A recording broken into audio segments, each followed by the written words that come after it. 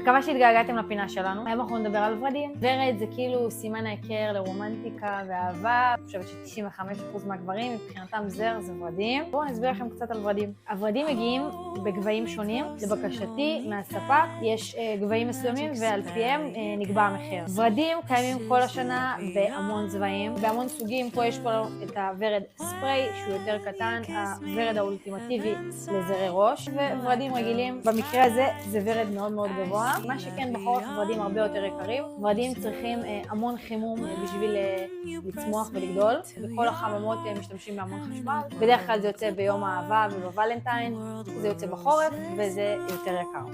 יש לי טיפ מאוד חשוב לגבי ורדים. בשונה משאר הפרחים, ורדים מגיעים עם עלים מתחילת הגיבול עד סופו וקוצים. מאוד מסוכן תמיד לנקות עם כפפות או מנקה ורדים. אני מנקה את העלים עד גובה המים, ברגע שעלה נכנס למים זה מתכון לבקטריות ובלגן ולכלוך, וגם הוא צורך המון מים שהוורד צריך לשתות, אז לנקות את זה תמיד. אני ממליצה להסיר הכל. עוד טיפ נוסף, ורדים מאוד רגישים גם למגע ידיים. נגענו בוורד זה יכול להשאיר בו כתמים. ברגע שאתם ממלאים בכד מים, שימו לב שמים לא פוגעים בעלי כותרת. ברגע שמים נגעו בעלי כותרת הם יגרמו למין ריקבון כזה שידביק את שאר העלים, ואז כל הוורד מתקלקל.